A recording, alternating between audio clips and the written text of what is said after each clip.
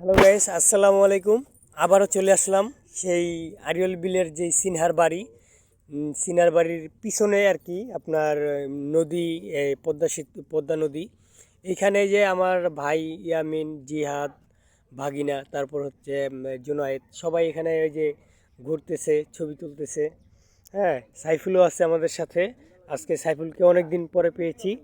এই যে দেখেন ভাই, কি সুন্দর ভিউ! এই নদীর এইখানটাতে আসলে আমাদের মনে হয় যে প্রকৃতির মাঝে যেমন হারিয়ে গেছি। এই প্রকৃতির মাঝে হারিয়ে যাওয়ার জন্য আমরা এখানে আসলাম, কিন্তু কুয়াশা তো তাই কিছু দেখা যাচ্ছে না। তো এইখানটাতে আমরা যতটুকু সম্ভব, মানে যদি যখন আর কি কুয়াশা না থাকবে গরমের দিনে, তখন আমরা আসব এবং কি এখানে ঘুরবো, দেখবো, ভালো লাগে। দেখতে খুবই চমৎকার জায়গা।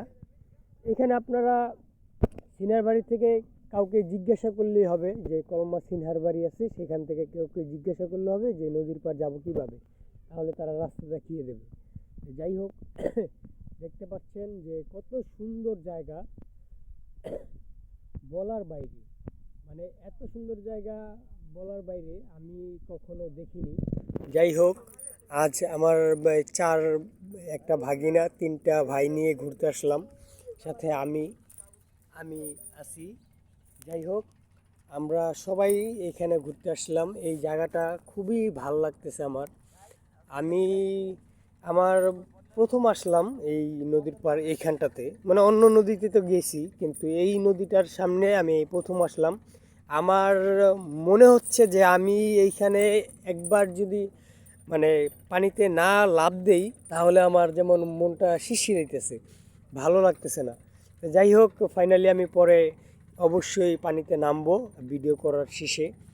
এই আমার দেখা মতে এই জায়গাটা খুবই ভালো, মানে খুবই সুন্দর। এই জায়গাটাতে আপনারা অবশ্যই আসবেন।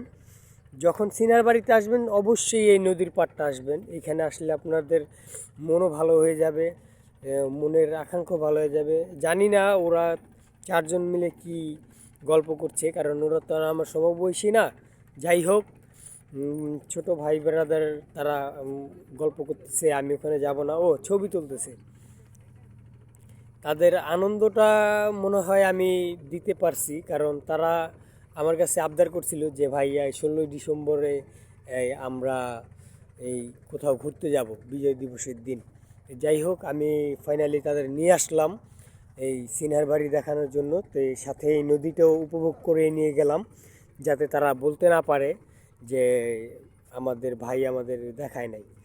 অনেক সুন্দর জায়গা। এখানে আরও মানুষ আসে, ওই যে দেখেন আমার গাড়ির সামনে আরও গাড়ি আসছে ঘোরার জন্য, দেখার জন্য।